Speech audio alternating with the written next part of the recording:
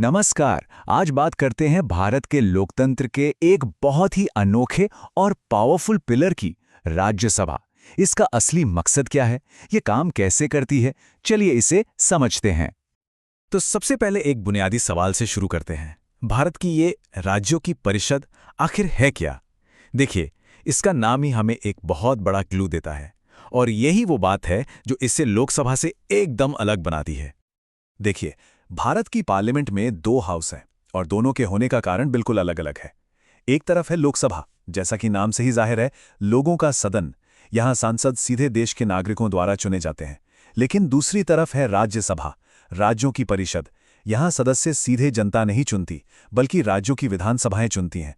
मतलब इसका काम है राज्यों के हितों की नुमाइंदगी करना। अच्छा, तो ये राज्यों की परिषद बनती कैसे है? कौन लोग होते हैं इसमें और कितने समय के लिए? चलिए, इसके कॉम्पोजिशन को थोड़ा और करीब से देखते हैं।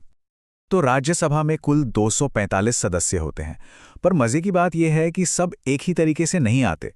इनमें से 233 सदस्य तो राज्यों और केंद्र शासित प्रदेशों से आते हैं, जिन्हें वहां के विधायक चुनते हैं। लेकिन जो बाकी 12 सदस्य हैं, उन्हें नॉमिनेट किया जाता है। और इसकी एक बहुत खास वजह है। ये जो 12 सदस्य हैं, इन्हें भारत के राष्ट्रपति नॉमिनेट करते हैं। ये वो लोग होते हैं जिन्होंने आर्ट, लिटरेचर, साइंस या सोशल सर्विस में कोई असाधारण काम किया हो। अब सवाल उठता है, ऐसा क्यों? तो इसका मकसद ये सुनिश्चित करना है कि देश के कुछ सबसे ब्रिलियंट माइंड्स, जो शायद चुनावी राजनीति का हिस्सा ना हो, वो भी कानून बनाने की प्रक्रिया में अपना एक्सपीरियंस और एक्सपर्टीज लेकर आ सकें। राज्यसभा के सदस्यों का कार्यकाल होता है पूरे 6 साल का। ये लोकसभा के 5 साल के कार्यकाल से लंबा है। और ये जो 1 साल ज्यादा है ना, ये सिर्फ एक नंबर नहीं है। ये इस सदन को एक अलग ही कैरेक्टर देता है। इससे सदस्यों को जल्दबाजी में लिए गए फैसलों से सुरक्षा मिलती है और वो एक लॉन्ग टर्म विजन के साथ काम कर पाते हैं। और यही 6 साल का कार्यकाल राज्यसभा को उसकी सबसे बड़ी ताकत देता है। वो क्या है कि ये एक परमानेंट हाउस है। लोकसभा की तरह ये कभी पूरी तरह भंग नहीं होती। होता यह है कि हर 2 साल में इसके 1/3 सदस्य रिटायर हो जाते हैं और उनकी जगह नए सदस्य आ जाते हैं। ये साइकिल गवर्नेंस में एक कंटिन्यूटी और स्टेबिलिटी बनाए रखता है, भले ही देश में चुनाव का माहौल क्यों ना हो। तो अब यह साफ है कि राज्यों की परिषद होना सिर्फ एक नाम की बात नहीं है।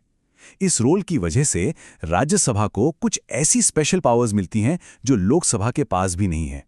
और ये पावर्स सीधे सीधे भारत के फेडरल स्ट्रक्चर यानी संघीय ढांचे की रक्षा से जुड़ी हैं।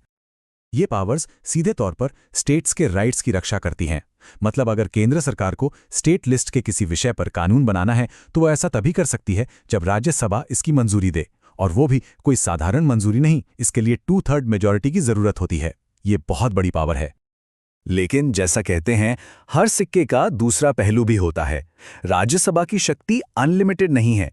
कुछ बहुत इंपॉर्टेंट एरियाज हैं जहां इसकी भूमिका काफी लिमिटेड हो जाती है। जैसे कि जब बात सरकार बनाने या गिराने की आती है, तो सारी पावर सीधे चुने हुए सदन यानी लोकसभा के पास होती है। राज्यसभा सरकार के खिलाफ नो कॉन्फिडेंस मोशन नहीं ला सकती और साथ ही पैसे से जुड़े मामलों में यानी फाइनेंशियल मैटर्स में भी इसकी भूमिका बहुत बहुत सीमित है। और ये एक बहुत ही क्रिटिकल लिमिटेशन है। मनी बिल जो होता है, वो सिर्फ और सिर्फ लोकसभा में ही इंट्रोड्यूस किया जा सकता है। राज्यसभा इसे ज्यादा से ज्यादा 14 दिनों तक रोक सकती है, अपने सुझाव दे सकती है, लेकिन लोकसभा उन सुझावों को मानने के लिए बिल्कुल भी बाध्य नहीं है। इससे ये पक्का हो जाता है कि फिस्कल पॉलिसी पर आखिरी फैसला सीधे चुने हुए सदन का ही हो। ठीक है, तो हमने इसकी बनावट देखी, इसकी यूनिक पावर्स को समझा और इसकी लिमिटेशंस को भी जाना। अब इन सब पीसेस को जोड़ते हैं और सबसे बड़े सवाल का जवाब ढूंढते हैं। आखिर भारतीय लोकतंत्र के लिए राज्यसभा इतनी इंपॉर्टेंट क्यों है? ये जो बात कही गई है, ये राज्यसभा के होने का पूरा सार है, उसका एसेंस है। इसका काम ही यही है, एक पावरफुल सेंटर और अलग अलग डाइवर्स स्टेट्स के बीच एक बैलेंस बनाना। एक ऐसा बैलेंस जो देश की एकता को भी बनाए रखे और राज्यों की अपनी पहचान का भी सम्मान करे। इसका जो परमानेंट नेचर है ना, वो देश के लिए एक सेफ्टी नेट की तरह है। सोचिए, जब लोकसभा चुनावों की वजह से भंग हो जाती है और पूरा देश पॉलिटिकल एक्टिविटीज में व्यस्त होता है, उस वक्त भी राज्यसभा काम करती रहती है। ये सुनिश्चित करती है कि गवर्नेंस का पहिया कभी भी किसी भी हाल में रुके नहीं। तो आखिर में राज्यसभा हमें डेमोक्रेसी के एक बहुत गहरे सवाल पर लाकर खड़ा कर देती है। सवाल यह है कि एक देश को क्या सिर्फ जनता की सीधी इच्छा के हिसाब से चलना चाहिए या फिर उसे स्टेबिलिटी और राज्यों के हितों को भी उतनी ही इंपॉर्टेंस देनी चाहिए। इन दोनों के बीच सही बैलेंस आखिर है क्या? ये एक ऐसा सवाल है जिसका जवाब दुनिया का हर लोकतंत्र लगातार खोज रहा है।